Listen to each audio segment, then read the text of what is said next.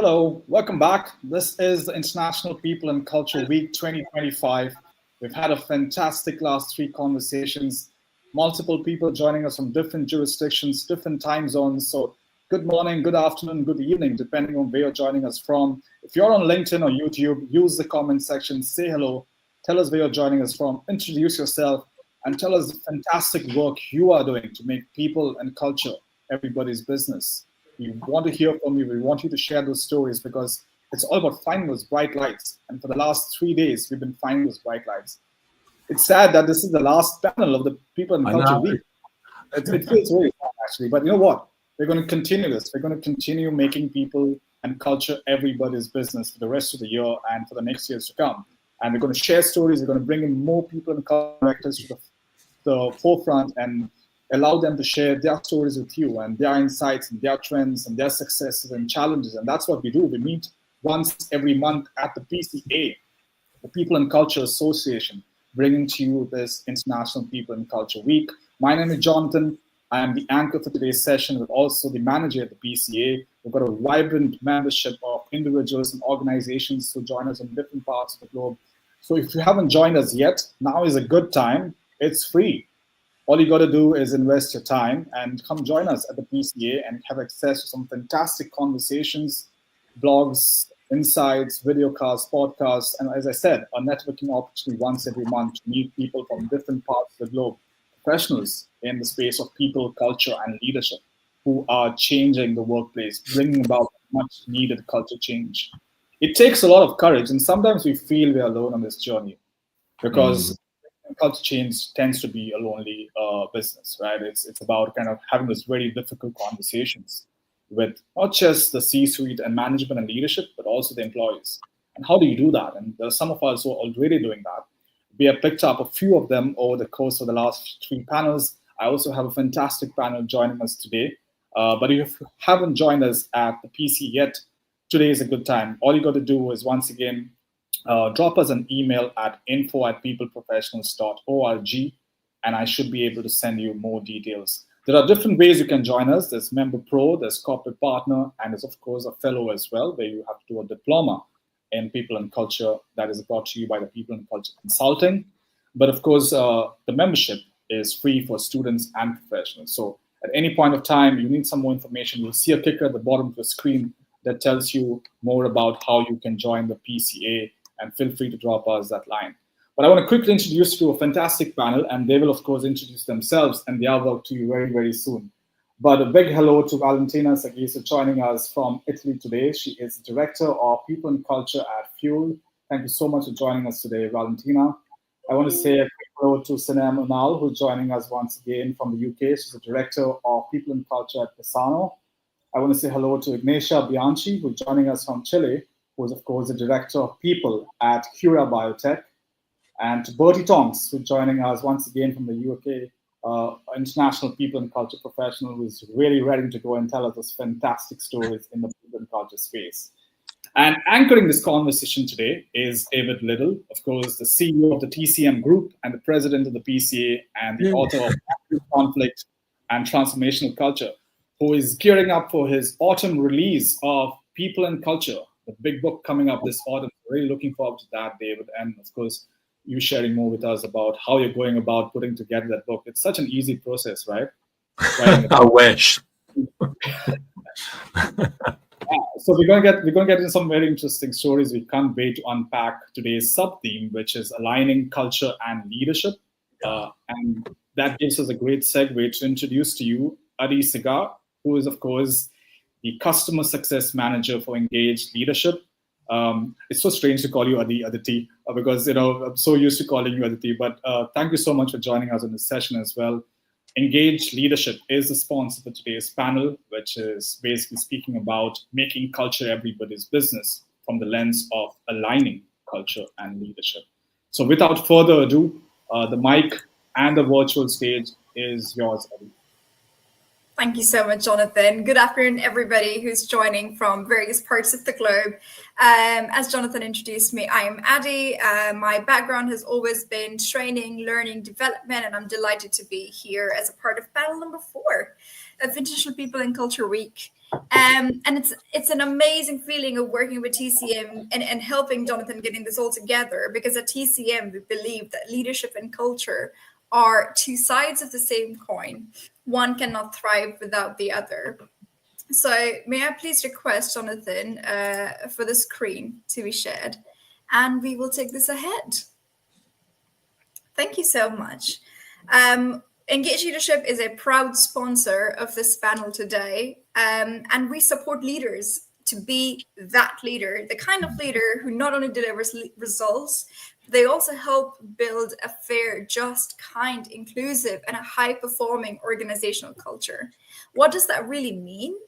It means equipping leaders with that mindset and capabilities to inspire transformation.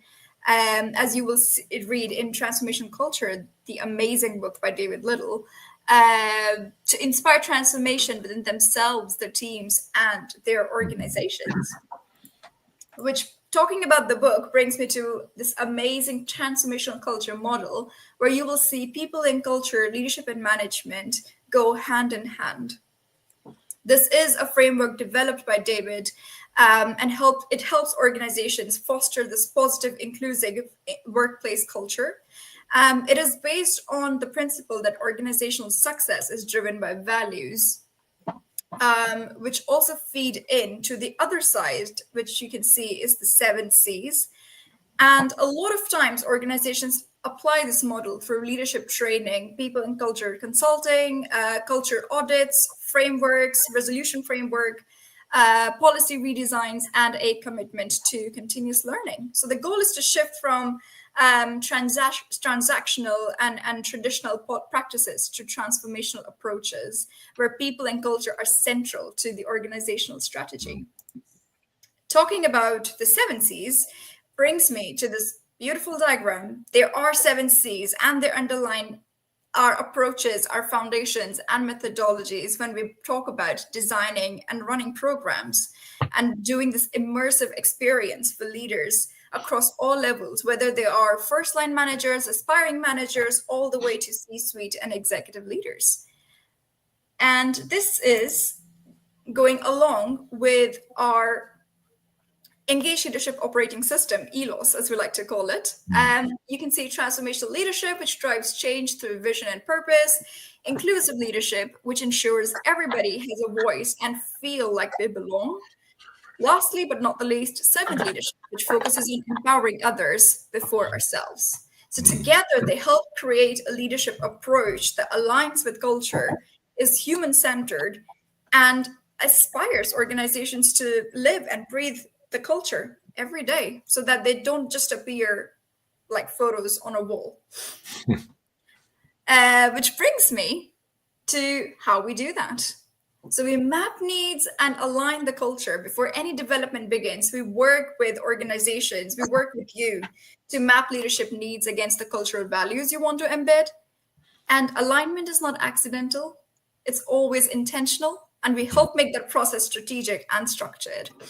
So culture often lies in the gap between what leaders say and what they actually do. So this is where we come. We focus on aligning leadership behaviors with your values, ensuring that leaders are catalysts and not the barriers to culture change. Which brings me to showing you these 14 modules. It's a very cool offering. All of these are standalone modules. The standard is 1 day for each, but we can reduce it down to half days, extend it to two days. And you can pick and choose to see how it can suit you best with your needs. And we can help you do that.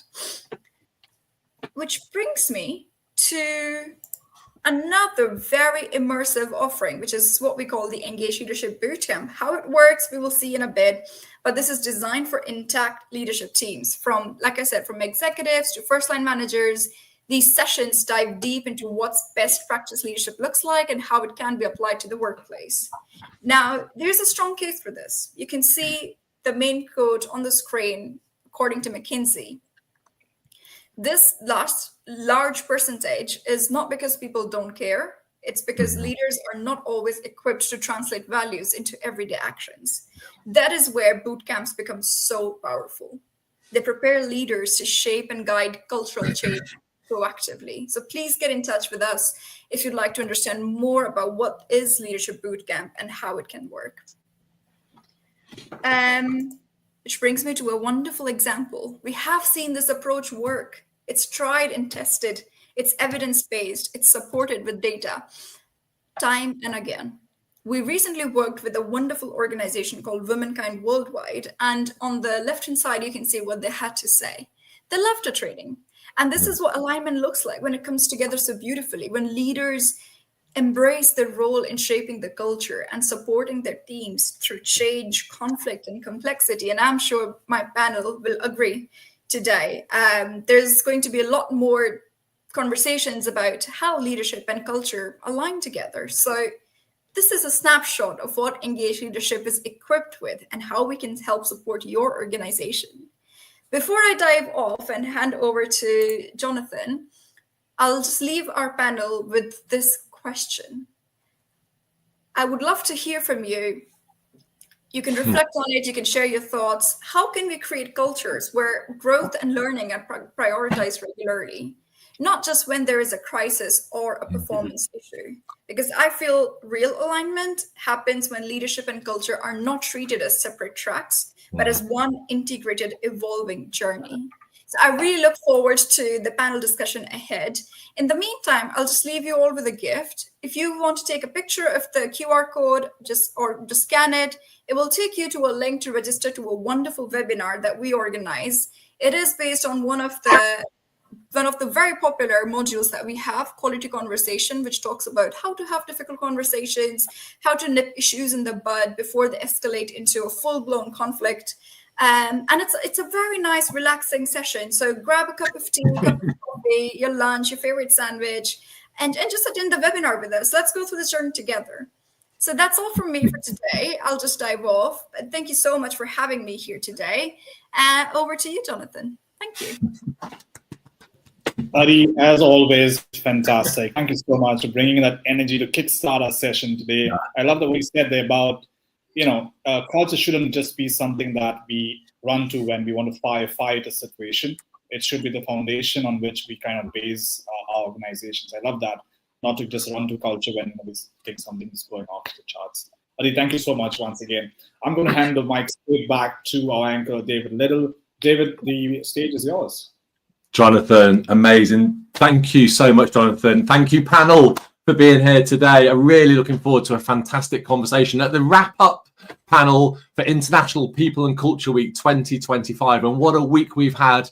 It's been a lot of fun. I've learned so much about the areas of people, culture, leadership, HR transformation, so much around how organizations function, the thinking, the culture, the systems, the climate within our teams. We've had some wonderful explorations.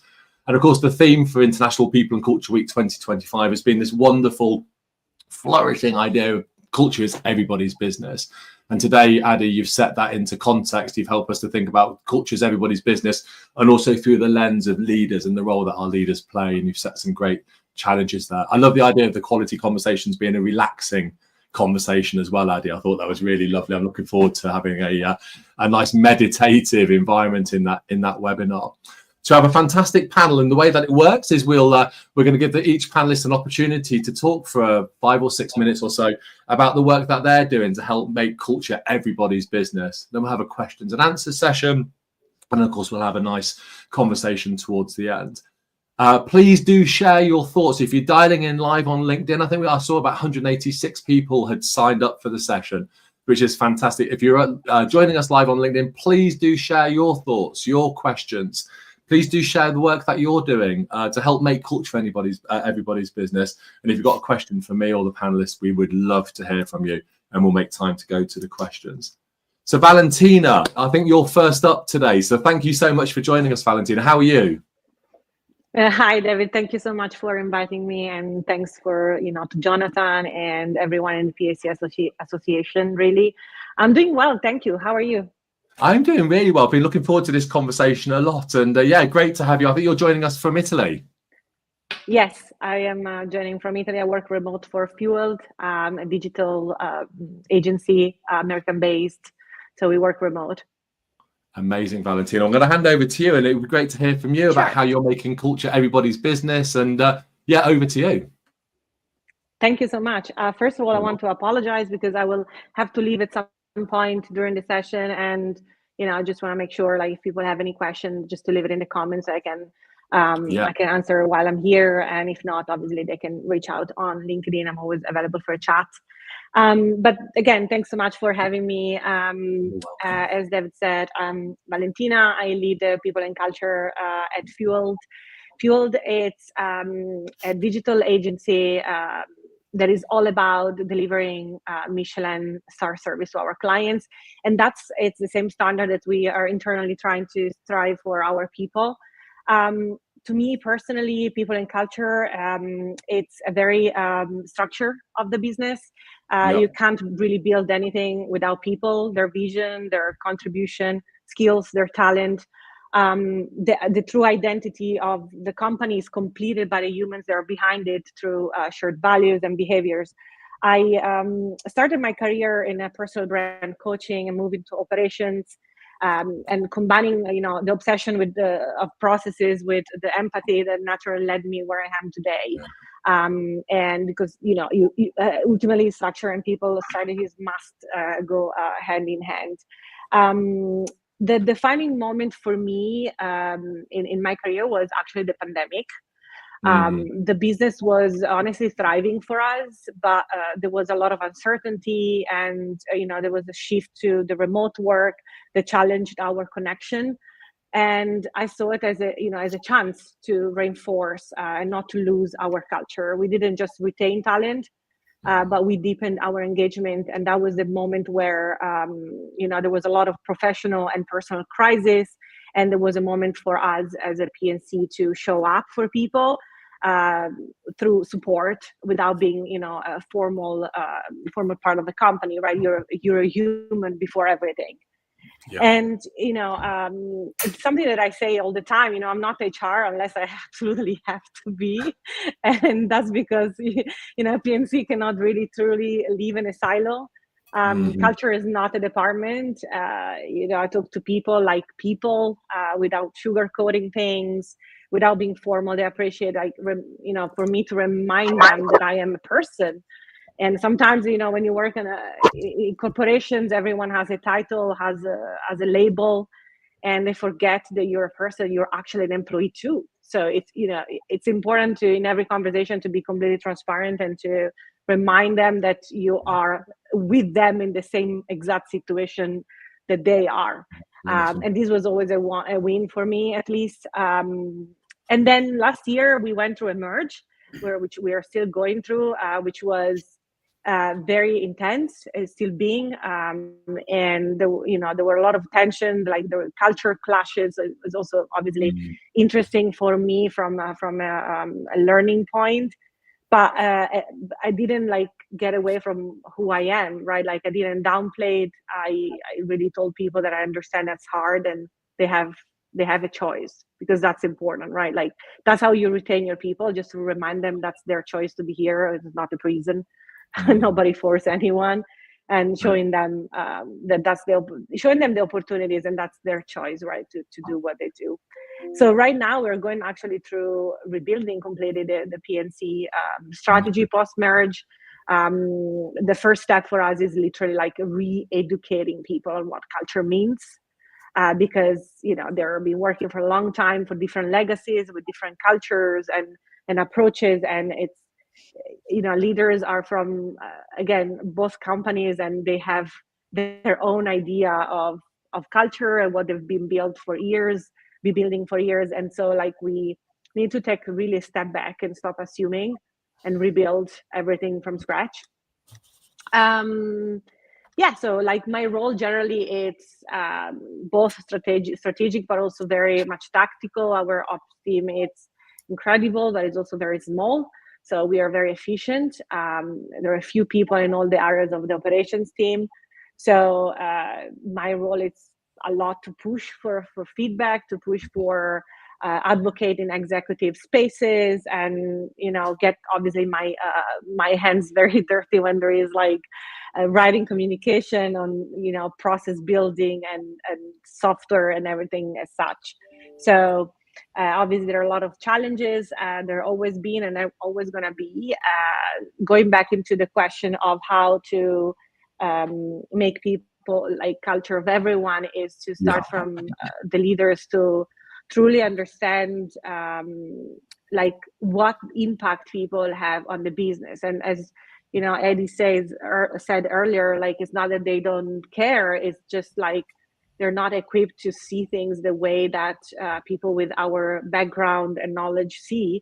And so personally, I feel like data, hard data, mixed with quality data through surveys, through mentorship, through information that are unique on a one-on-one conversation, is what really like gives open the leaders' eyes when it comes to culture. And so I don't think people need to be loud honestly to be powerful, but they need to be clear, they need to be honest. And that's what I always try to do. I mean, it's very uncomfortable most of the time, the conversation that we have. And sometimes, you speak with leaders that they want to hear something else. They want to hear more positive things, but it's as much as important is to highlight the positive, it is also like the important work that we do. I feel it's on what can be improved for the entire organization. Wow. Valentina, so much in there, so much to dig into. It's really powerful, and thank you so much for sharing that. It's really kind of inspired me. I'm kind of interested. You talked about the merger. I don't know how you describe it as a marriage. Definitely, 100%. Yeah, that's amazing. So that's really interesting. So that's quite a kind of powerful way of thinking about two functions coming together. And I just wondered, in that moment, Valentina, in the merger, thinking about your role from a people and culture lens, but also thinking about this kind of leadership role and the way that your leaders were showing up through that process. Could you just talk a little bit more about how you kind of created those capabilities and the mindset within the leadership community to support that merger process, and how did that play out? Well, to be fair, it wasn't my individual solely contribution. It's the whole operations team and our executives in our team, and it took a village to get where we are actually starting to build now, because the merger hasn't technically has finished last year, but like we're starting to build everything as we speak right now this year. So that's the consolidation year. And I feel there is a mix of understanding from our side when is the time to push for something versus what is the time to just focus on the people and let the leaders focus on the business, because that's also like something important, right? Like, our job is incredibly important, but if it's shared in the wrong moment or in the wrong way, it just gets lost. Numbers always come first in all like corporations world. So I feel for many months, like the job was mostly on the background, right? It's like supporting people, giving them conversations, safe space, emotional space, time to process, to ask questions. But now it's the time where we're having those type of conversation with the leaders, where you want to go, what is the vision, like this is not clear, like we're pushing them, we're challenging them, and while we let them focus on the actual business for months now, while we were supporting the people, now is the time that we are shaping that culture, having that type of conversation, building initiatives that connect the dots within the company.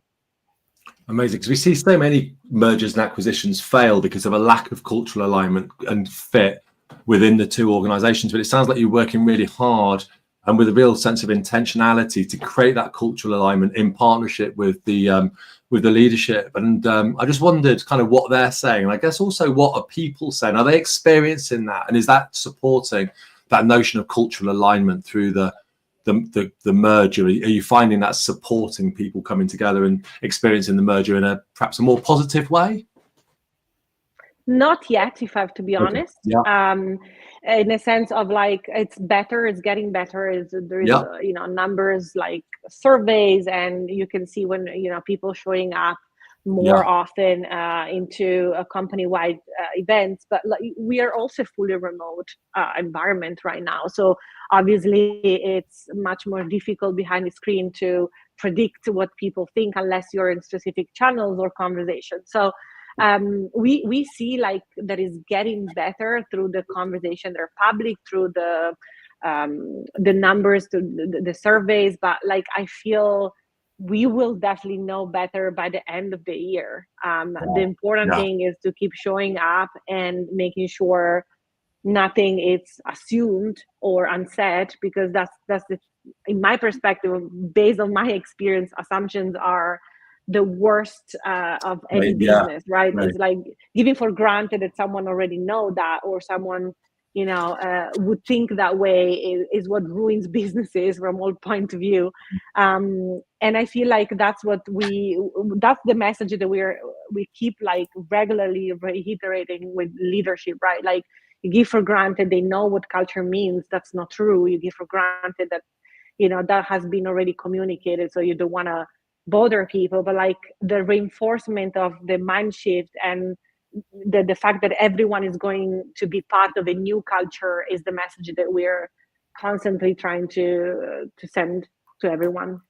Yeah, I love that. And I think it's really interesting because Aditi used the term on her presentation at the start, this concept, the culture catalyst, and driving it forward. And I think sometimes we see culture done by accident, or as I've said before, you go into boardrooms, and I've seen better strategies for ordering paper clips than I have for handling sort of cultural transformation and cultural alignment. And I think the reason I'm optimistic, and I'd love to come back in and have the conversation, Valentina, in a few months' time and hear how it's gone. The reason I'm feeling optimistic, based on what you said, and really, really positive, I think A, it's inspiring, but B, because you're being focused and intentional in creating the groundwork and the structures, the systems and the mindset, because we know the heart, the head, the heart, the gut, they align through cultural transformation, and you're working on those levels. It's not going to be easy, because if it was easy, it would happen itself. It's not easy, but you're creating that space and that momentum and the energy and the focus. And that's why I think, I hope that what you're doing will drive the success. But I'd love to come back in a few months' time, Valentina, and pick this up with you and see how it's gone.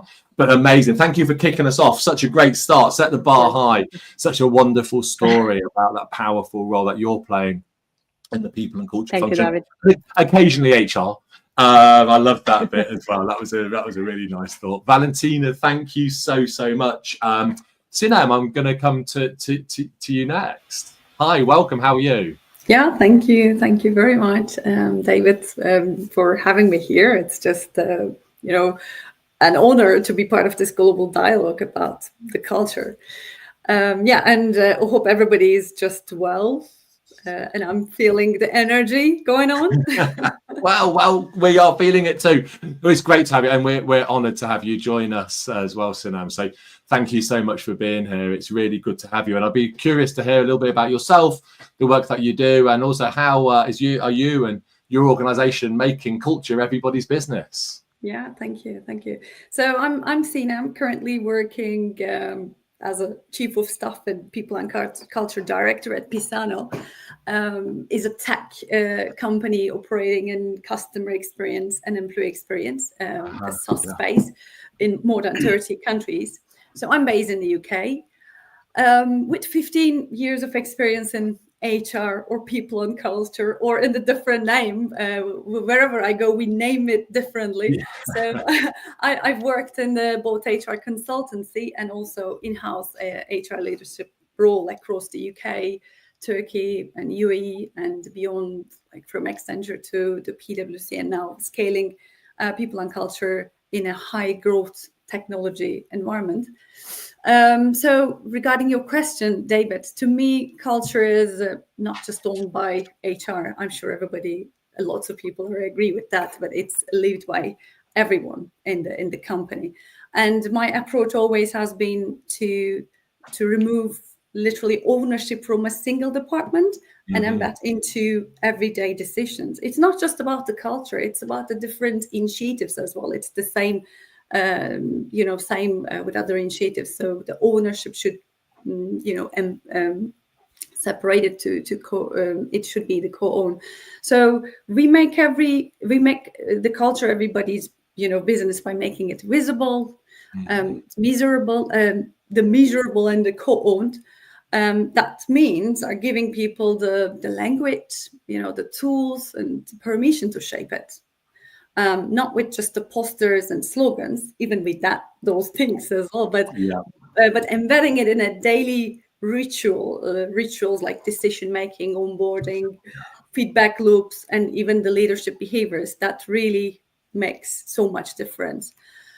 So to ensure the culture is, truly embraced, it also need to be something, the team can benefit from and genuinely enjoy. At Pisano, I believe our people are still here because the culture gives back to them in a meaningful way. It makes them happy. So for me, it's been 4 years, and in the startup ecosystem, it's like incredibly rare to see team members staying for over 5-6 years, and we have several. So that to me is a strong evidence that our culture is really working and making a difference. And while I was just thinking about that, we always use this recently. Now I'm a part of CIPD, and we were just discussing in another webinar. Companies with the strong culture, so a full-time increase in revenue growth compared to those without. This is an incredible result. So that's why we really care about it, because the impact is huge. Maybe it's not very easy to measure all the time, but the impact is high. So when the culture becomes everybody's responsibility, which is the topic, so business performance really follows it. So it's a big deal for us, and it's a big deal for lots of companies. So I think at Pisano we really did a good job so far, and I'm so proud of our culture. And even though we had difficult times in the last 3 to 4 years, the globally, socially, economically in the different operations. We always had it's not always a very, as Valentina described, sugar-coated environment. We had up and down, but the most important things we really co-create again, measure, and then turn back and looked at again all the process. So in my experience, even before Accenture, what it really worked is, so before, when I was working in the multinational companies, especially what it really worked is creating the advocacy in the company. So if you're working in a big scale, the enterprise, it really, really worked. So such as inclusion and diversity advocate, mental health advocate, or people accessibility advocate, or culture, how they call it, ambassador in the different companies. So that, or agent, culture agent, culture ambassador. So if you're in a small, medium company, it's easy to touch the people in an easier way. You don't have to build those ambassador group, but both way, it really worked. It should be really, measured, and then work with the other team. For me, that's how we really make the business, make the culture everybody's business. David. Amazing. Well, it's fantastic to hear that. And I think it sounds like a really great organization, and people are staying with you, and they're choosing to stay with you for a sustained period. And it feels like a really powerful sort of people experience that you're creating in the workplace. And I just wondered, sort of thinking about that sort of people experience, you've set some of that out in some of the challenges as well. Just thinking about the role that our leaders play and how they work with you and with your colleagues to create that people experience. What are they doing? What's the magic that happens? I wish I would have a magic stick to do it. So the first thing, we really collaborate well in the executive committee. So that's in the leadership. That's really important. What really worked well, the leadership engagement. They buy in, so it works. If they don't buy in, that doesn't work, to be honest. So I didn't follow that traditional, those change management model for cultural transformation, etc. But I really approach it through like a couple of structure lenses. Like, I found highly effective in the practice. Those operating model framework. We all looked at the process, organization, structure, people capabilities, technology and information. We looked at the different things and all align under our business strategy. And even like maybe 3 years ago, we started to build work, run the strategy workshop with the leadership, etc. But my COM sat and told that, we did well, but we should make it more natural, because you sometimes did a lots of work, but you can create a kind of artificial culture. So that sometimes doesn't work as well. So we literally change our approach and always change something on the way, and we decided to do it more natural, so we involve more people, and even we recognize not just the culture in the company, different department has a different culture. Engineering has its own way, sales has its own way. So when we give that flexibility, that really works well. So when we follow that, so we provide more freedom, more flexibility, but we always align all of them under our business strategy. So that really, really worked for us. Wow. So just picking up some key points there, you talked about that collaboration, the recognition of subcultures and climates, but how they then work together to aggregate to create the culture, but valuing and recognizing that sort of uniqueness of each of the individuals and within those cultures. And then with the leadership is creating and aligning that into the strategic narrative within the organization. And I think I also heard you talking about it not being superficial, but feeling very authentic and genuine, and people recognizing that your efforts to create the culture felt genuine. You weren't wanting it to feel superficial. So it feels very kind of genuine, open, collaborative, strategic, while still recognizing each of the individual functions within the organization through subcultures and climates. So is that kind of, it feels like it's a really powerful web, an interconnected web, with yourself and the leaders holding that together and pulling it together. Yeah, exactly. I mean, it's sorry, I just missed you. If you just ask a specific question, David, pardon me. No, I was just trying to get a sense of the role that you're playing in that web, in that kind of cultural shape or form. Yeah. So I mean, it's really helped us to have this. I mean, the people strategy I developed and implemented here, and it's really contributed to the market expansion. That's something, because when we have the people in a different culture, and when we really invest that in it that way, that really helped. I mean, so it's a great asset. I mean, this is what inspires me about these conversations is, sometimes, my work in cultural change personally is sometimes being about going into organizations when they're experiencing challenges within the organizations. It might be interpersonal conflicts or team dynamics or wider cultural challenges. And in those organizations, cultures are almost a risk. Maybe it's something we're ignoring or avoiding and not working with. But actually, you're celebrating here, Sinem, and I think it's been very much a celebration at International People and Culture Week, that when it's handled and managed with great care, compassion, and a deep understanding of the needs of our people, it becomes the most wonderful asset that we have as an organization. And I love what you just said there. I think as I heard it a moment ago, I think if I got this right, you were seeing your culture as being a key driver of the organization's success going forward. What a wonderful place to put culture at the very heart of turbocharging your organization forward. Again, I think there's a question fighting to get out there, but I just wondered what your thoughts were. That's a terrible way to ask a question. Oh, yeah. We've just lost the audio there, unfortunately.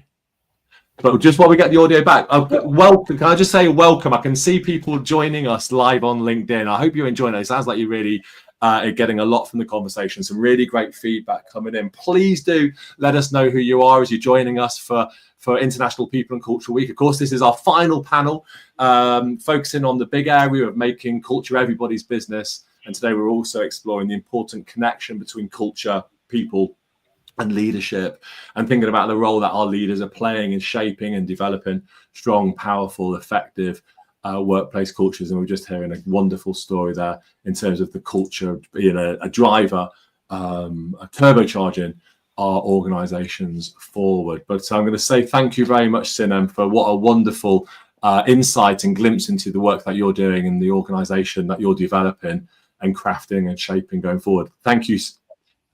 Thank you so much. Thank you. I just lost the audio there, but thank you so much. So, Ignatia, how are you? Good, David. I'm very good. How are you?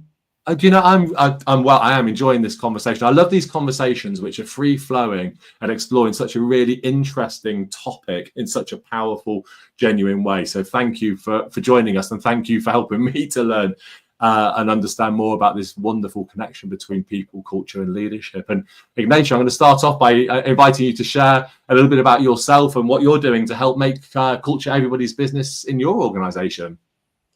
Sure. So, well, I'm very happy to be here to tell you my experience at Cura Biotech, because I feel it's a very good example of a company where culture is really part of the DNA of the organization from day one, like from the beginning, actually before the people department was created. So I believe it's a good example about a company that is making culture everybody's business, starting from the purpose of the company. So we are a biotech company based in Chile. We produce and sell biotech products all over the world. Wow. But what is most important for us is the way that we do this. And that is very well expressed in the purpose of the company, as I was saying, which is we make biotech products better and differently to be a force of good to the world. So what that means is that as many other companies, we want to make the best products. But for us, the way that we do this is so relevant. And that way is our culture at the end of the day, which is like a very impact-driven culture, which has a great caring approach, where we aim to create a positive impact in our people, in our communities, and in our environment. So what this purpose means is that we truly believe that we don't just want to have a positive impact at the same time that we make the best products, but we truly believe that doing this with this impact-driven approach, with this caring approach, is the way that we can be more successful, the way that we can create best products and have a better performance, etc. And that is very relevant for us because it allows us not only to create this impact, but also to, there's Ed Balas from my company. It also it also helps us to show that actually having this impact-driven culture, it's a good business. So I wanted to start by telling you about the purpose, because that's how this culture started to be a relevant part of the company from day one, from the moment that the leadership team decided what's our company going to be like.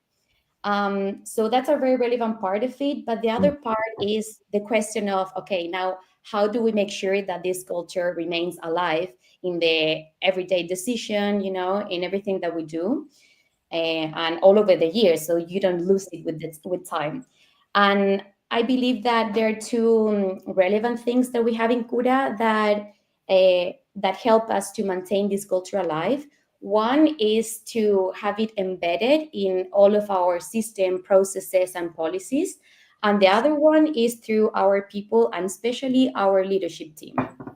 So from the first part, through our policies, systems, and procedures, I would say, for example, in terms of our people processes, in our talent attraction or recruitment and selection processes, for us, it's super important to evaluate not only the technical skills of candidates, but also their fit with our cultural values, which we call commitments, and also to evaluate the connection and the motivation of the candidate with our purpose, because in that way, we can make sure that we're bringing people to our team that really vibrates with the same things that we do.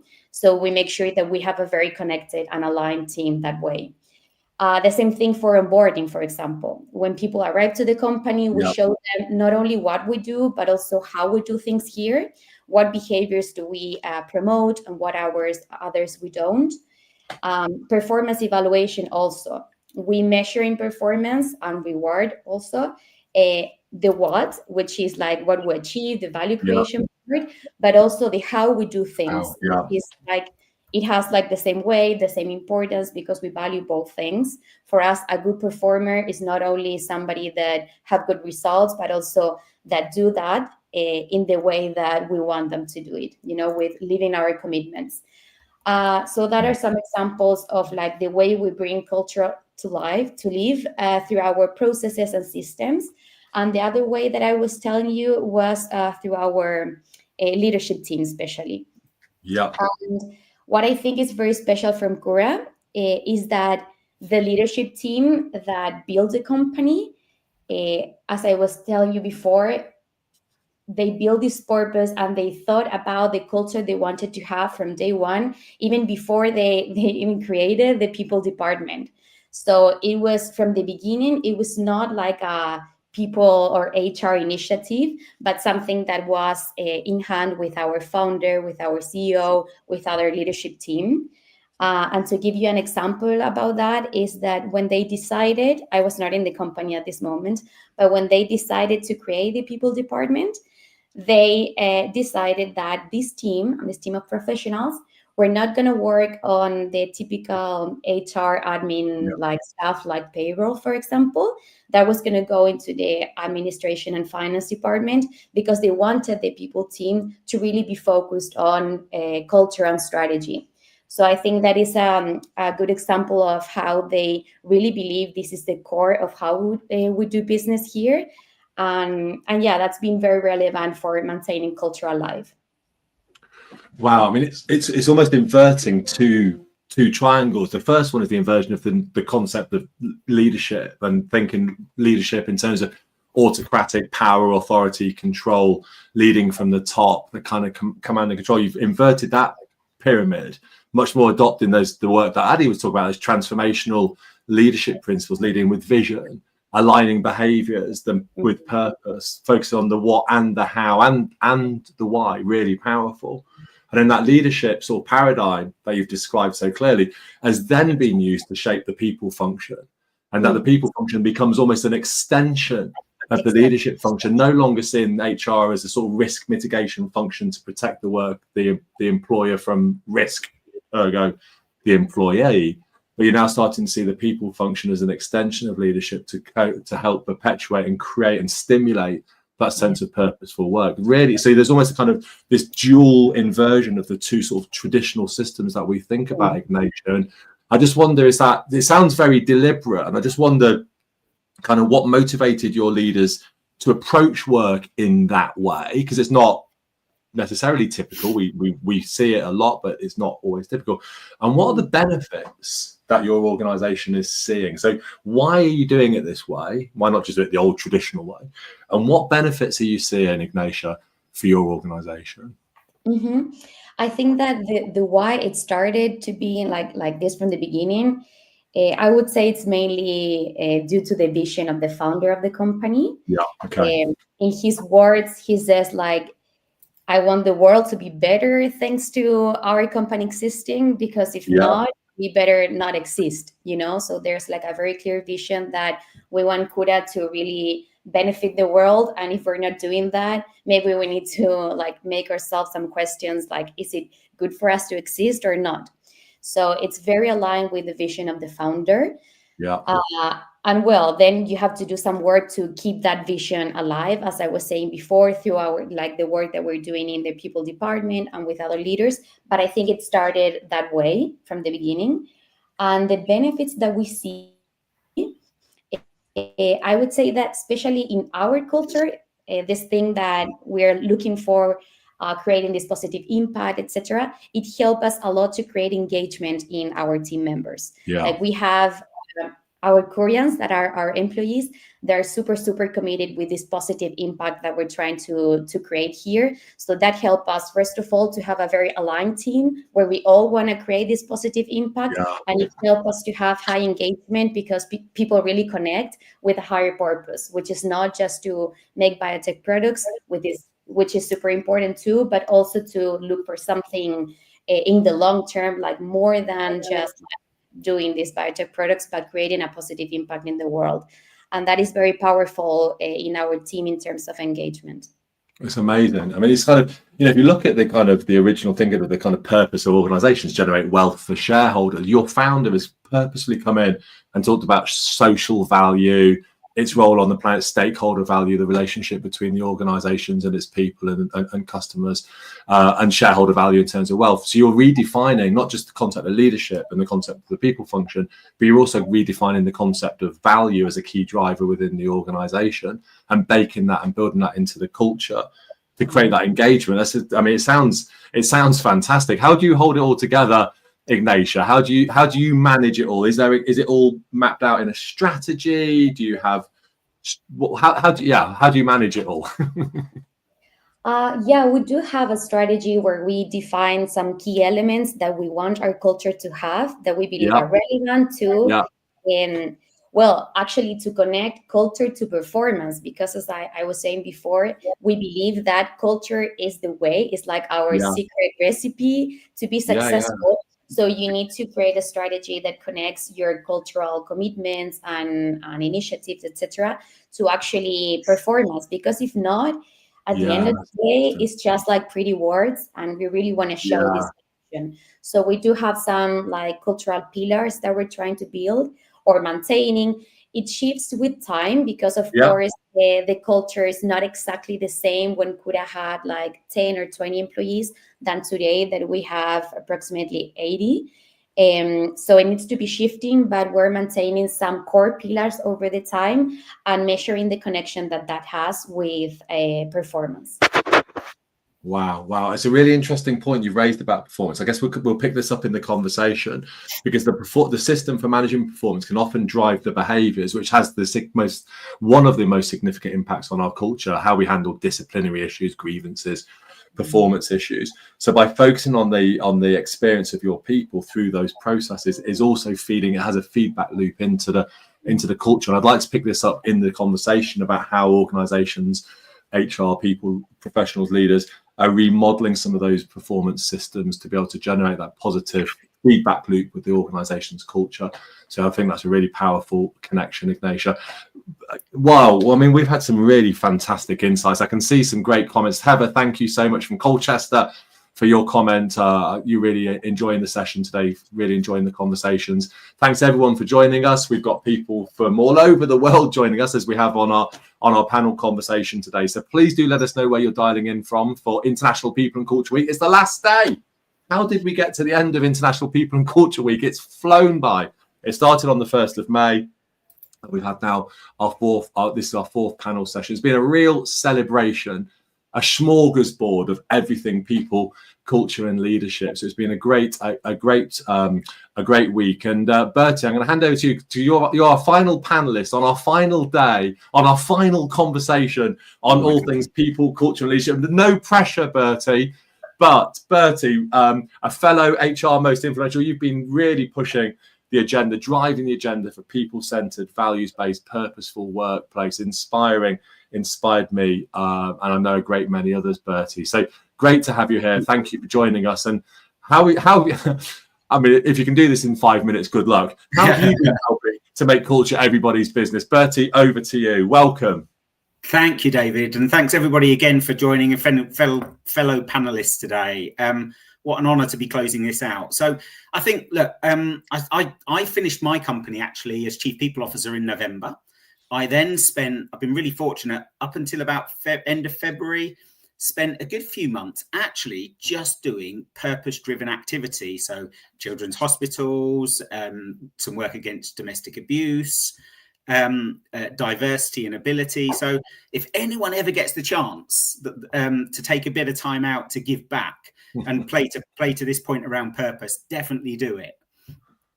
But I will say that with so much emphasis of organizations around purpose, how many of our listeners today have actually recognizing that importance, have actually taken time out to think about what our own purpose is as individuals? Well, I did mine. I talk about it a lot, so I won't bore you today, but I did mine about 3 or 4 years ago, and it's literally transformed my life, personal as much as my professional life. But coming back then into the topic today around culture, I think it's really important that we consider that we're not building functions anymore within business, which I think actually, even from an organization development perspective, is largely where we've been. I think we're building futures. And to that point, I think HR as we know it, that if we don't evolve much quicker than we have been doing so far, we're going to actually be in the way. And I think as a profession, we see ourselves very much as a solution. But in order to truly be that, we have to speed things up a little bit. And I think that there is a risk that every new business problem and opportunity that comes our way, more and more is coming on our plate, but we continue to apply the same traditional frameworks to drive value, and we just won't be able to keep up if that's the case. There is actually a great book coming. Perry Timms is doing some work around, most of us here will know him and his work around the HR operating model 3.0. So have a look at that when it comes out around August. I think that HR itself, I'm going to start there as I lead into culture. We've got to stop acting like a translator of business goals, which is largely, I think, where we've been, and start becoming a designer of human systems and a steward of culture, almost like a tech integrated architect of agility to some extent. And to me, this is about designing human systems, to your point, David, that are very intentional and dynamic. They're as dynamic as our business strategies themselves. And if cultures will emerge, they'll just emerge with or without any kind of intervention. But if we're not actively shaping our cultures, we're passively letting dysfunctions probably grow roots and deep roots at that. And if we're not obsessed with unlocking people's potential, I think we're wasting our company's most expensive resource and important resources, which is the potential of our people. So as I think the opportunities within HR today are to mirror some of the seismic shifts that we're seeing happening right across our businesses at large. So AI and automation, for example, and this does feed into culture because contrary to what a lot said online these days around AI will not take our jobs, it will.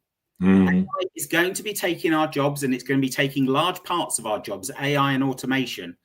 But I don't see that as a threat. Actually, the point here is that this is a turning point, a really important one. And we have to shift from process owners to potential unlockers. So if we start now to consider that within our roles and those within the broader organization, we have an opportunity to transition more quickly into a space where we can start to identify elements or whole parts of our roles that are much more relevant in a more modern world of work, that's going to be hugely important.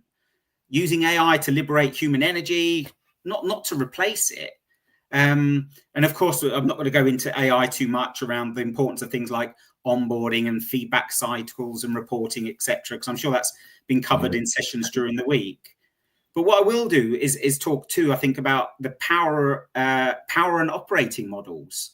So I think we need to move away. We need to forget handbooks and hierarchies to some extent as we move forward in shaping our HR functions and how we drive value through our broader organizations through to the culture and the performance. And HR's job isn't to reinforce rules anymore. It's to redesign, I think, in some ways, power. And a lot of our cultures rely on hierarchy in terms of how value is created and flows through our organization.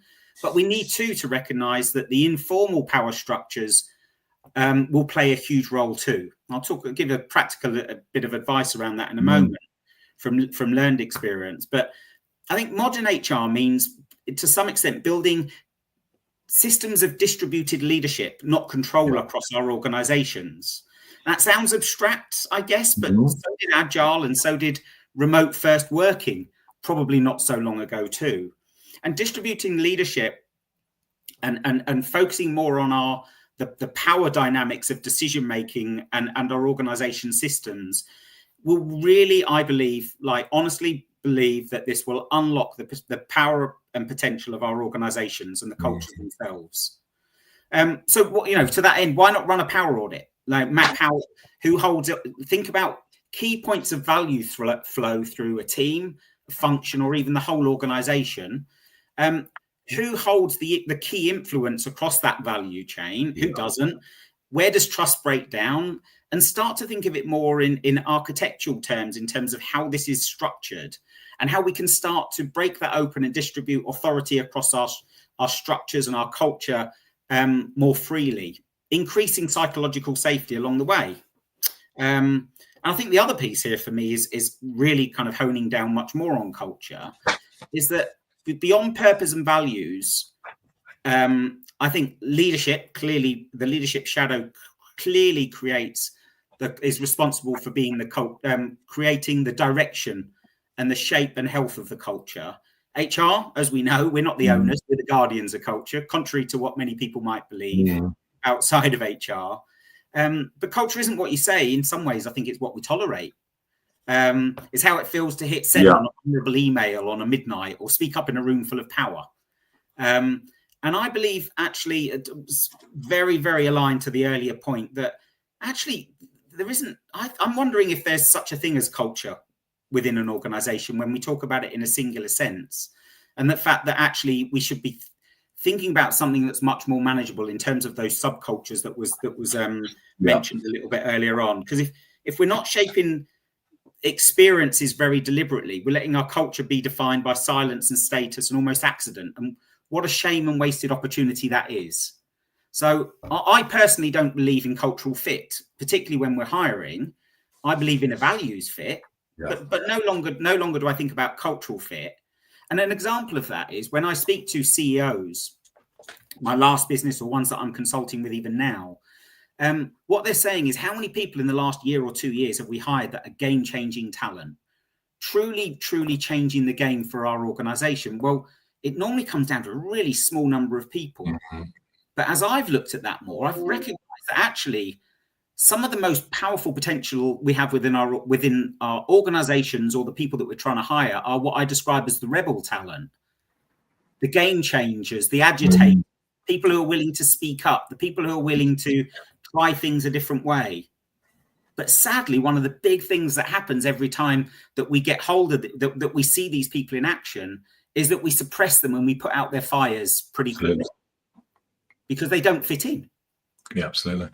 And it's a huge opportunity within our organization. But I think we also need to get much better at not measuring things like employee engagement. Honestly, probably delivers very little returns from my own perspective, but more around the moments of truth or the moments that matter.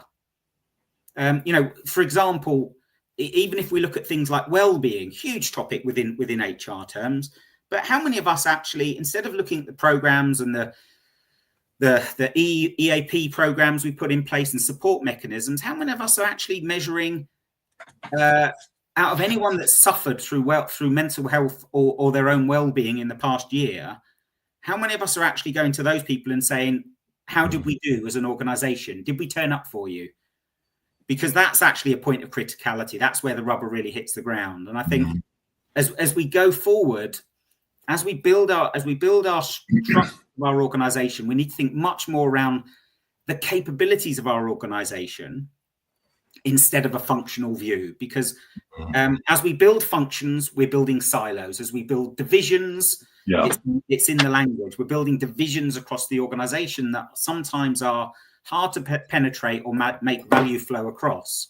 So I think it's really useful for our cultures when we think around skills, autonomy, and a sense of mission, because individuals are always going to be different and humans are very, very complex. But when we come together with a single point of focus, a single mission, a single calling, whether that's within a team, a function, cross functions, even better, then something really, really magical happens, I think, within organizations, in particular our cultures. So just three key takeaways, Dave, and I'm trying to wrap a lot up in a really. But keep going, Bertie. We're good, mate. You keep going. I'm loving it. I'm running out of lead on the pen or whatever. All right, okay. Keep going. I'm listening. Excellent. One of the big problems around culture, I think, and challenges and opportunities actually around leadership teams themselves. and I talk and I focus a lot on this, even in my consulting work these days, is, you know, this sense of collective leadership development. Some of it works, a lot of it doesn't. And there's a good reason for that, is when we start to focus at an individual level around an individual capability or your disc profile or whatever it might be, we're helping the individual unlock more about themselves. But honestly, they've given the answers in the surveys and questionnaires. They know that already about themselves. If we can move beyond individual into this sense of greater collective leadership, this, I think, is really, really key to organizations propelling themselves forward way beyond what they've seen today. And having sat on many executive teams, boards, leadership teams in the past, I've come to and it's a horrible thing to say because we should never be conclusive. We should always have a growth mindset. But I've come to somewhat, let's say, a conclusion that collective leadership will be the power and beauty of our organization in terms of creating higher performing, purpose-driven, high-performing organizations that are healthy. And that's really, really key. When we have senior leaders who are the last voice in any discussion or most arguments within an organization, particularly around a leadership table, then that's a problem. And those are the keys, really simple set of keys, actually, to unlock our cultural potential. But it does mean that we've got to be brave. And I think we need to be braver and bolder in HR.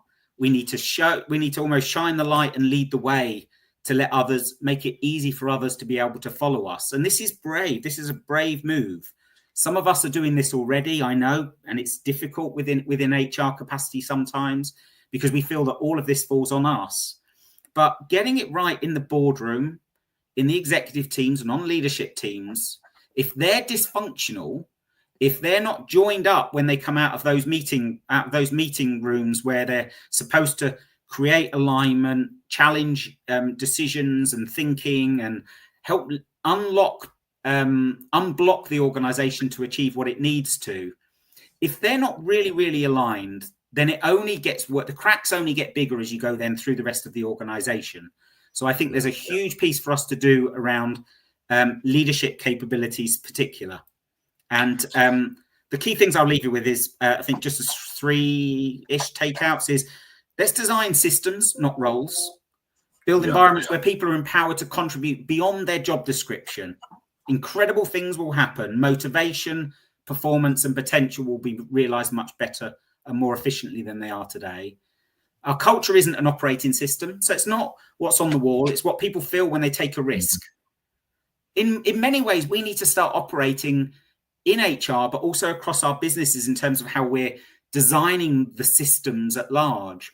Think of them more as a product, because then it feels very manageable. And then I think we need to lead the redesign or effectively understand that we're going to get redesigned.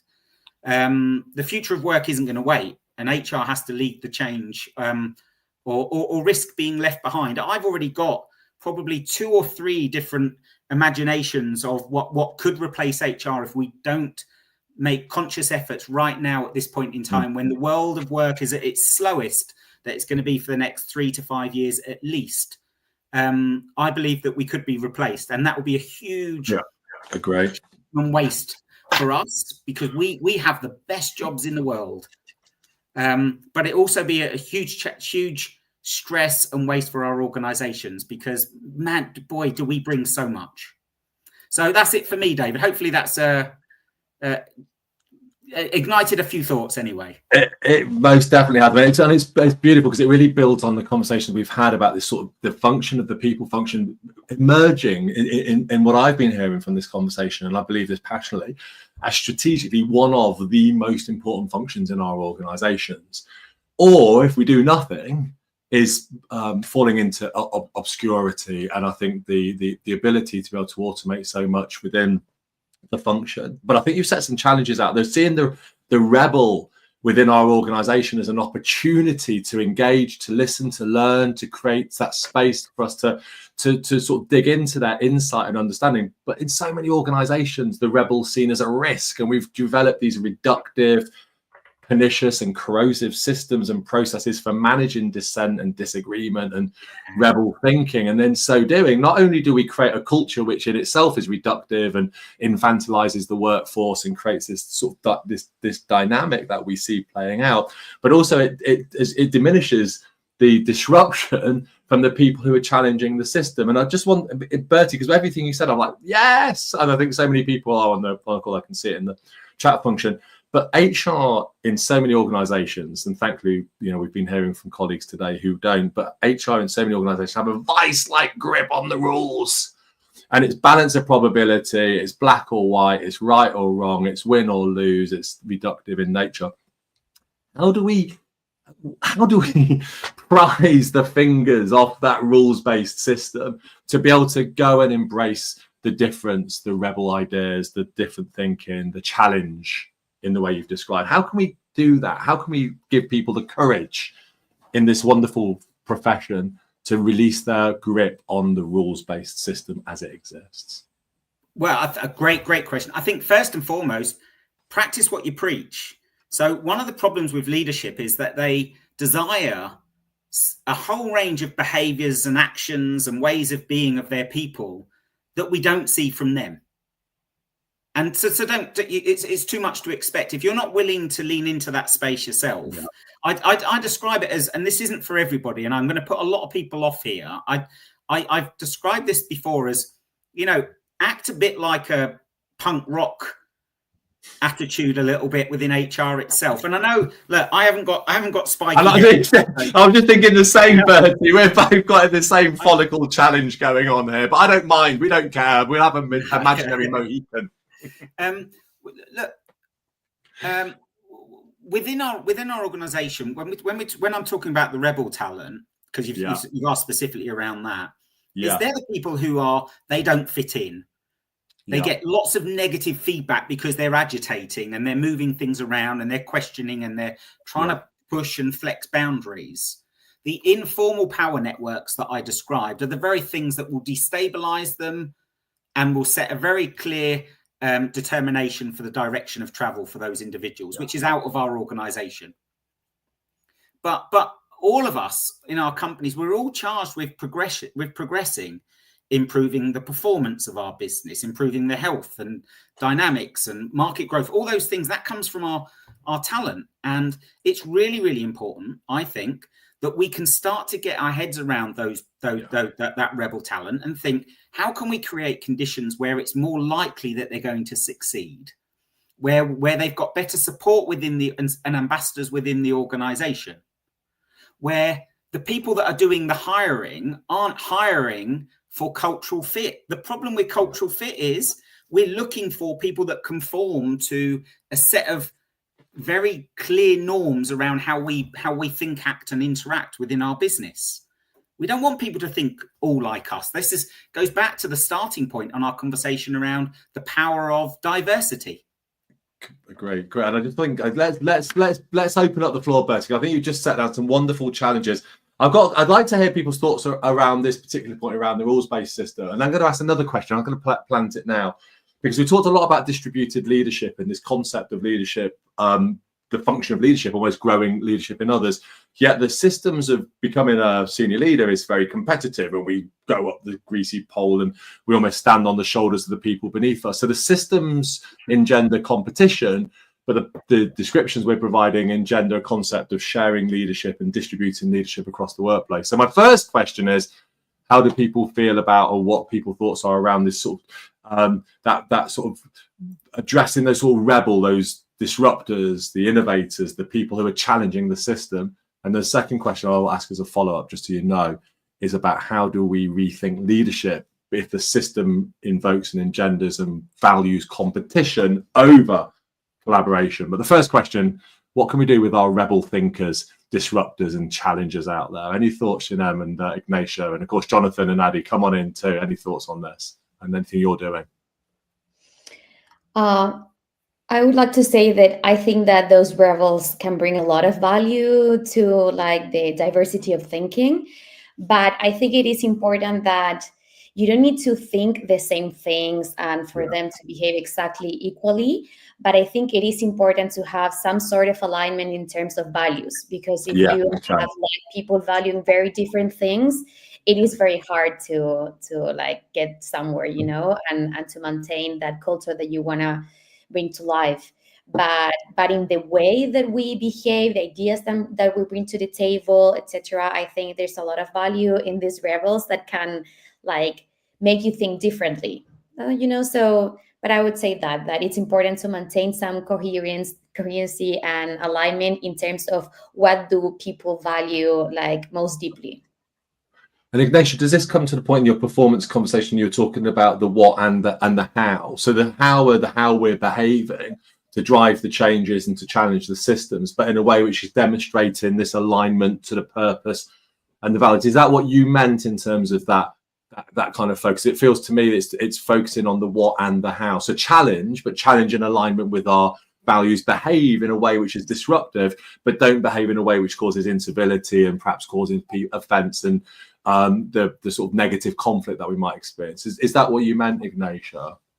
Yeah, exactly. So to give you a more concrete example, one of our commitments that are measured in this cultural evaluation on the how evaluation is, for example, human connections. So it's not like you can have very different perspectives and ideas and different perspectives, but we want to have people that value that in front of you. You have not only an employee or a provider or a customer, but you have also a person. So those are like kind of core values that it doesn't mean that everyone has to think the same way, but we don't want to have people that don't value that, for example. Or another one, it's called a give back wheel, which is super connected with our purpose of impact. And the culture of impact that we want to have. That's still the same idea. We can have different ideas on how to do things, etc. But if you have a leader, for example, we have a lot of like community support programs, and if you have a leader that it's not giving like his team members permission to participate in that, it's somebody that it's not living one of our core values of give back wheel. So those are things that I believe that are very core. It doesn't mean that everybody has to think the same, but there are some core elements that are related to what people value the most, that we want to have some alignment in terms of that. I love that. It's really, really powerful as well. So it kind of creates that level of accountability and freedom. There's almost that, again, this feels to me like a lot around culture. I think the weeks taught me a lot, and it feels like the word that kind of keeps coming. I often think of culture as justice. There's a sort of word for me of justice and how we create justice. But the word that's actually become much more prevalent, I think, in the conversations we've had this week is harmony, and a sense of the system working in harmony and creating those spaces whereby we can challenge, but we're doing so in alignment with our purpose and the sense of impact that we're making, and this feeling of harmony. And there's almost, as I hear it, I think, and again, I open this up as a conversation point, is the people function is creating that harmony within the organization, recognizing the role it plays to create harmony. And that doesn't mean harmony of we're all patting each other on the back and platitudes. This is harmony where it's a high challenging environment whereby we're living and learning and connecting and growing and sharing the insight together. It feels, that's other thing what I'm hearing you say, Ignatia, and it feels thematically one of the topics that's come through. Shinem, is there any thoughts on how you might handle the I have.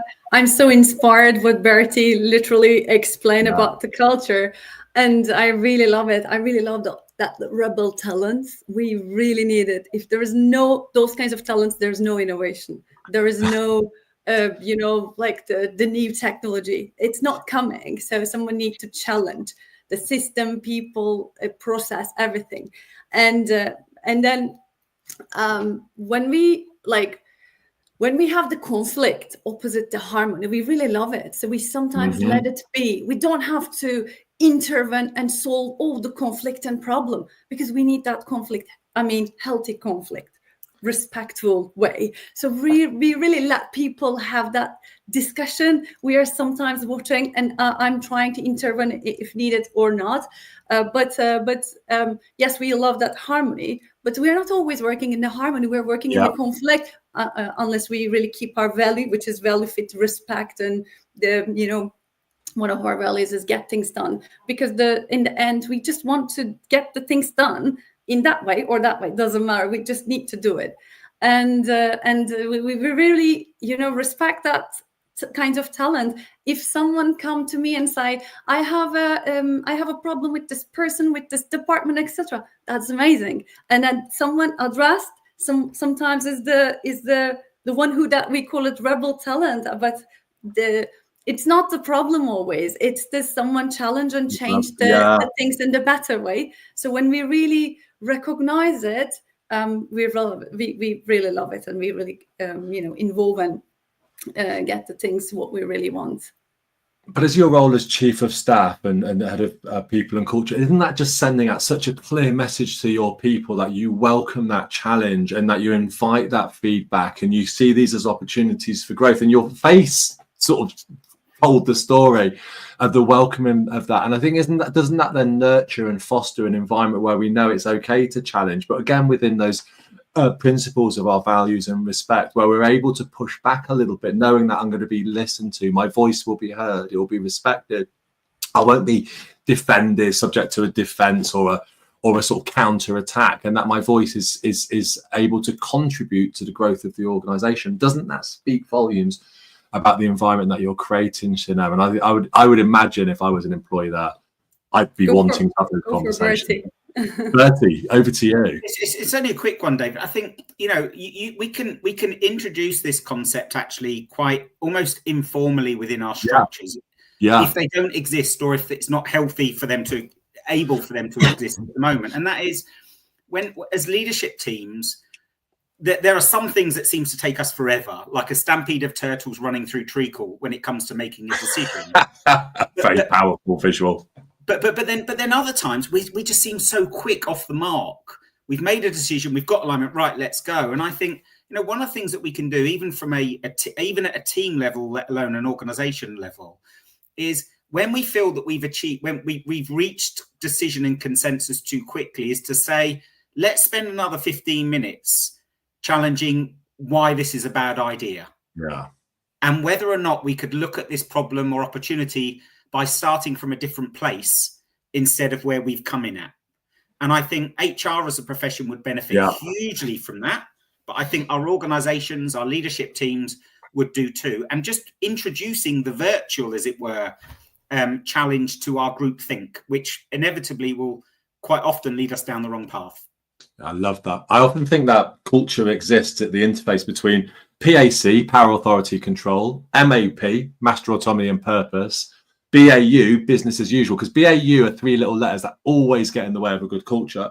So if you are a people professional wanting to open up some really fantastic conversations, working in that, you talked about the moments that matter, Bertie. The moments that matter is the intersection between mastery, autonomy, purpose, power, authority, control, and BAU. And that then opens up great opportunities for questions, for insight, for learning, for growth, by exploring that intersection between those three different features. And of course, when we bring in, as we've heard today, our purpose, that sense of intentionality, our values, redefining the concept of leadership to that distributed model of leadership, in that space, when the people function holds that space, it opens up such a rich vein for conversations, rather than what does the process say, or I'm late to the party, or I've got to run an audit, or there's some investigative process. Late, transactional, and often very reactive. And I think what we're hearing here, and thematically we've been hearing through the entire International People and Culture Week, is this wonderful opportunity for the people function to become this truly transformational strategic enabler within our workplaces.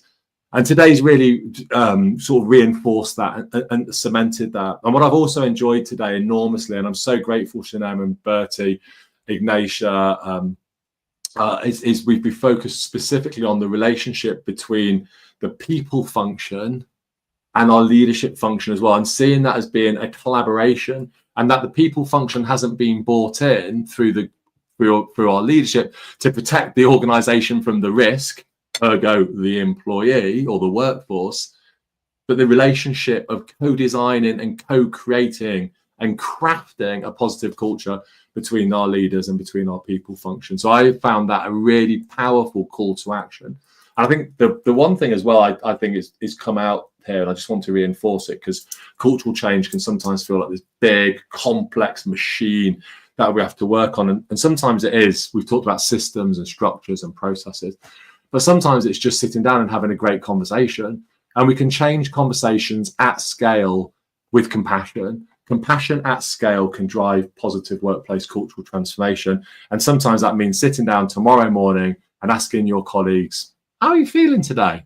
How are you doing? How can we work better to achieve our objectives? If every single manager in every single organization tomorrow morning sat down and asked their colleagues how they're feeling, what's going on for them, that itself can also drive positive cultural transformation within our organizations. So thank you so much for being a great panelist. I'm going to hand back over to yourselves just to give you one final opportunity to reflect, anything you'd like to say that gives you a sense of optimism and hope for the future of the people profession, people and culture function. So Shinam, anything that you'd like to share that makes you optimistic for the wonderful function, the people and culture function in our organizations? Yeah, thank you. So yeah, I mean, I'm totally optimistic about it. So if I could leave one message, this would be, culture is not a program. You know, we saw as a program, we did all those like change process, operating model design, etc. But it's a pattern, and we need to start small, as you already explained. Sometimes, how are you today? How are you feeling today? And the name the values that really matter, and then leave them in the meeting, reward them in the the systems, and most importantly, listen often. So that's really matter. And what I always do, how can I really invite people into it? So not just I design something or like those kinds of program. I literally value co-create, and it really works. I love that as well. Give our people a jolly good listening to and bring them in and have those conversations. So thank you so much. Bertie, what makes you optimistic about the future of people and culture? Well, I'm trying to convince my son, who's 15, to take HR as a profession. Oh, at the moment. we've got a son of the same age then in that case. Yeah. Because honestly, I love it. I just think we're so fortunate to be doing what we do. And I think why I'm optimistic is because I actually think this is genuinely our window. This is our time to do something quite special as we hit this turning point in our profession, not just the world of work. I think that's hugely exciting. I also think that we have an opportunity right now to really excite and motivate our teams within the HR profession. If they're not coming into work feeling excited and motivated instead of the dog that everyone loves to kick, if they're not feeling like that, then that's on us as leaders within the HR profession. And we get this right, and we'll get people from across the business wanting to be in HR or people and culture. And I think that's when we know within our organizations that we're really succeeding, when they want to be one of us, one of the forces for good. No longer, as I've said this many times, no longer HR seeking a seat at the table, but HR people function becomes the table around which everyone now sits, and it becomes a massive dining opportunity. No longer culture eating strategy for breakfast. We're dining together around this powerful table, Bertie. I love that, and I love a bit of food. You can say I haven't had my lunch yet because I managed to bring some food metaphors into the end of the session there, but that's slightly moving down the point. Yeah, but without culture eat strategy for breakfast. I said it on a LinkedIn post recently, but without culture, strategy just wanders around hungry. So, yes, I completely agree that they're two sides of the coin. I think it's been interesting because we've also talked about culture, systems, and strategy, and I've really enjoyed that. So we're talking breakfast, lunch, and tea here, but we've got to move away from the food because I want to hear Ignatia. What makes you optimistic about the future of the people and culture function? I believe that we have a big opportunity not only to make change inside the company, but in a society level.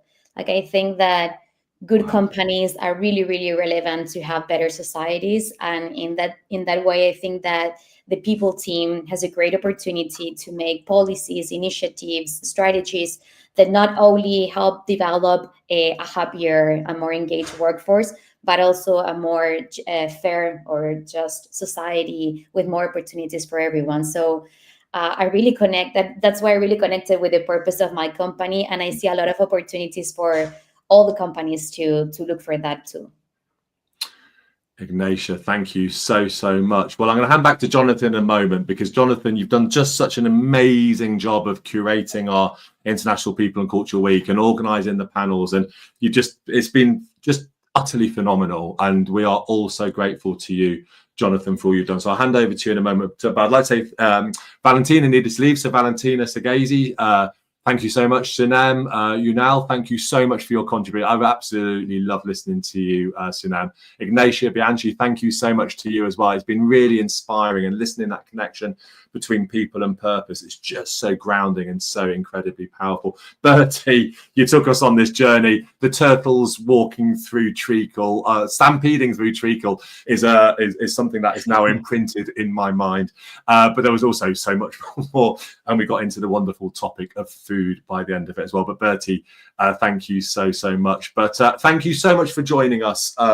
If you've been on each of the sessions, I hope you've had a wonderful exploration. To your point, Bertie, about how do we drive this forward, please do put this on your videos and on demand every day that you walk into the office. I think this webinar today could really reignite, if you need it reigniting, your energy for this wonderful function. But thank you everybody for joining today's webinar. Thank you everyone for supporting International People and Culture Week. Come and join us at the People and Culture Association. Did we mention it's free? Peopleprofessionals.org. Come and join us. We're having an absolute ball. We're enjoying ourselves. We're doing some great work. And it's just a really cool space to come out and hang out with friends and colleagues from across the world. It's just so amazing. But Jonathan, I'm going to come back to you and let you have the final words, because you've worked so hard to make this happen. I know you're in Delhi, and of course we're all thinking of you in India at the moment, and we wish everyone in India and Pakistan a very quick resolution to the challenges that we've been hearing about. So our thoughts are with you in that sense, Jonathan, but also we want to give you the opportunity to have the final word, because you've worked so hard to make this happen. Jonathan Rodriguez, we are all deeply indebted to you, so thank you very much. Thanks, David. Thank you so much, and thanks for those great wishes as well. I think this has been a fantastic journey. Some of the folks we've had on this panel, we have not met before. I just said hello on LinkedIn, and I said we're doing something special. We're putting together an international panel of speakers, of practitioners, actually, not just speakers, but practitioners who are making people and culture happen in their own workspaces. And I realized that many practitioners are actually shy. They don't want to speak about the good stuff that they're doing. They're like, no, we're just going to do it. We're just going to get it done. We're going to make a change. But I was like, no, you just can't sit there. You got to tell the world. You got to be the bright spot. You got to go out and inspire. And so thank you to everyone who said yes. Also the panels from May 1st to today. It's been a fantastic journey. And wow, what a rich, I got to sit back for the next whole weekend for post-production and put all this together, break down some conversations. They're going to come out with a report of the International People and Culture Week in the next coming weeks, so look out for that. But we promise you that we're going to make sure that we continue to make culture everybody's business all through the next coming months. And we're going to keep speaking to more professionals. And we are even being teased by the idea of having another series very soon. So let's see what happens. It's not easy to put this together, but we are so excited to see the energy that's coming. We've had close to around 75 new members join us over the last 4 days. So there's a lot of energy out there. So if you're not a member yet, it's free. Just join us and be part of something fantastic. On that note, once again, thank you to all our speakers, and I'll see you next time. Bye-bye. Wow. Thanks, Jonathan. Thank you, everybody. Thank you. Wow. And thanks for joining us live. We'll look forward to the next time. Bye-bye for now. Bye. Bye-bye. Bye-bye.